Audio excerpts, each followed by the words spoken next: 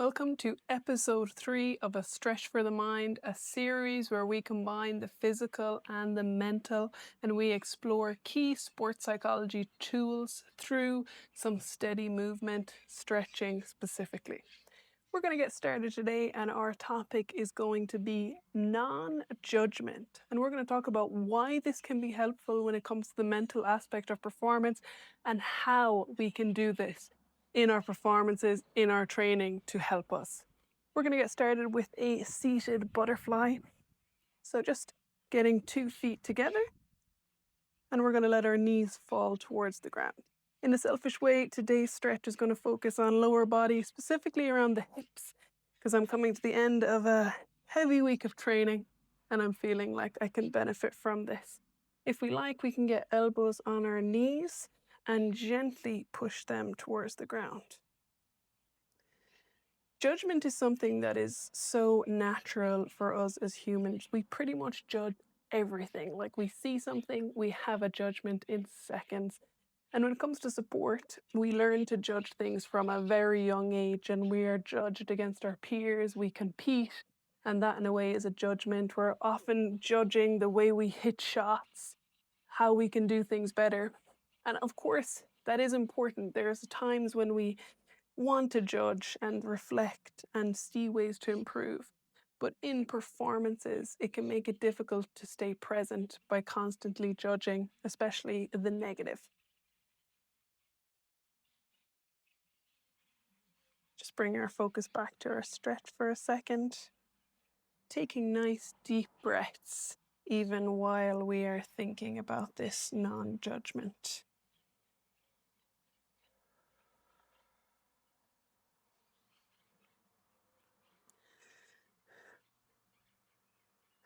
Next, we're going to bring both feet out in front.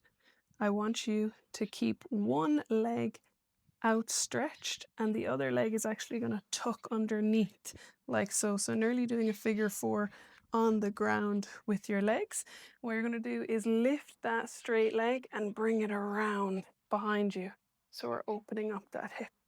And we can hold the stretch here for a few seconds and then bring it back to the front. So we'll keep it dynamic as we stretch here. And to go a bit deeper into that judgment, as humans, we have a negativity bias. And this is designed and it is within us all to help protect us so that we see the threats, we see maybe how we need to prepare for things. But it can be difficult in sport because the negativity bias leads us to mostly see the negatives about ourselves, about our performances, about the situation. So by being non-judgmental towards our performance, we can allow ourselves to perform with freedom. We're not constantly saying, oh, that was so bad, I need to do that so much better. We're going in and we're saying, okay, this is how it is right now. Next shot, I'm going to refocus, reset. So there's not as much weight attached to what we're doing. And the next time we bring our leg to the front, we're going to switch sides. So stretch out the opposite leg, tuck your other leg underneath you, and we're going to do the same thing on the opposite side. And you might even find this judgment is present in these stretches that we're doing together. You might be saying, oh my God, my hips are so tight. That's really bad. I should be able to do a lot better than that. Or why is it so tight? So we notice these judgments not just in sport. And these judgments, you'll see, maybe make it more difficult to enjoy the stretch. So I might say, oh, my hips are so tight. Like, what is wrong with me? What's going on there? I need to do a lot more to open up my hips. Instead of just saying like, okay, I'm noticing that my hips are tight today. Perhaps I can do a bit more in the future to help with that. But at the same time, I'm doing something right now to help with that.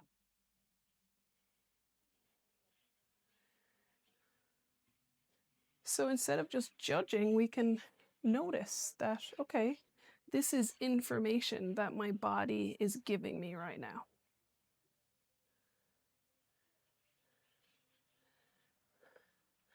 All right, what we're going to do next is get our 2 feet out in front. You might want to scoot yourself forward because we're going to come back on your back and we're going to do a lying number 4 stretch.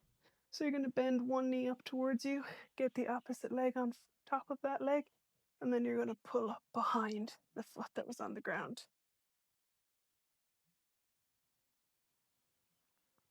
So one of the ways that we can help ourselves manage the judgments that we make is to see our performances as data. We're not trying to judge and say that's really bad or that's really good.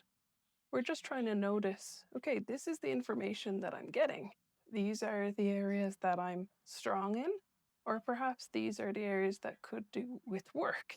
But while we're in the performance itself, I would advise you to not even have these types of judgments, to more so just see things as they are.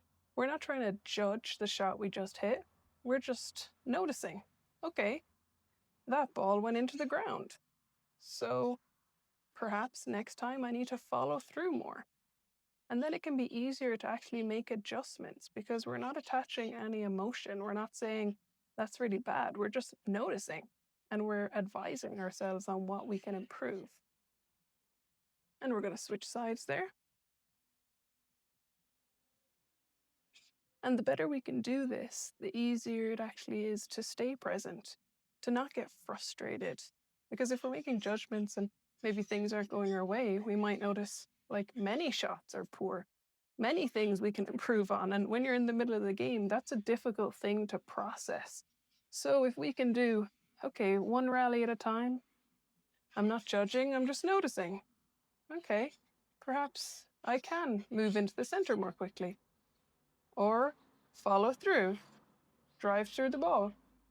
These things are more helpful than those judgments, just labeling things as good or bad.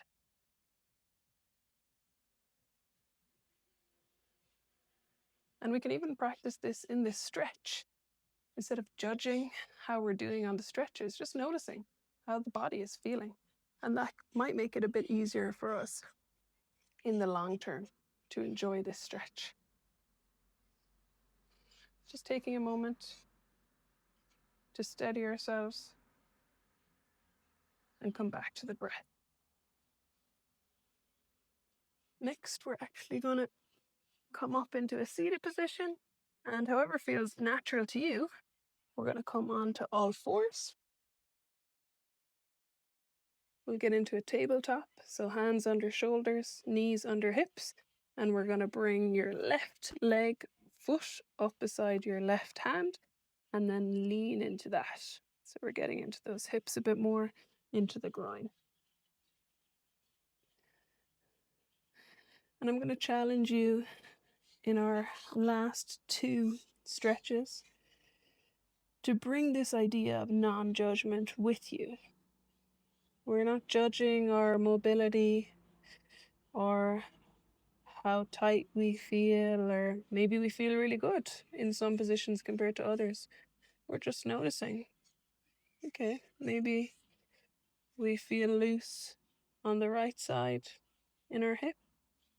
And maybe when we switch over in a second, you might notice, okay, this feels different. It's not bad, it's not good, it's just different. We're going to do that now. Bringing your right foot up beside your right hand. Take a moment to notice. And remember, you might make an initial judgment, but we're going to let that go.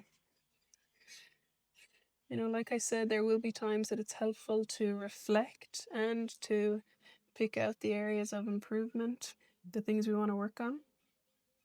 But in the middle of the stretch is not the time to do that. You know, we're going to get the most out of this stretch if we can just focus on doing it to the best of our ability right now. And that's going to be a lot easier if we can let go of those judgments that we have.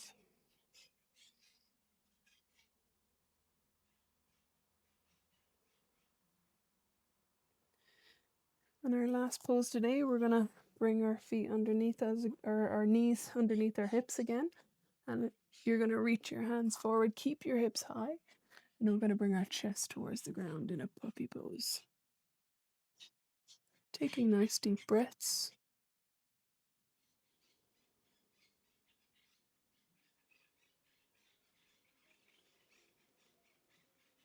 The easiest way to do anything well is to focus on doing it right now. Not how much better it could be, or that one time you did it amazingly, but just focusing on the experience that you're in right now. And with all of these tools that we cover, just remembering, judgment can come with trying to apply them as well. We might think, I'm not good at that. I'm struggling with these ideas, these concepts. And that's all part of it too, learning, allowing ourselves that space to grow.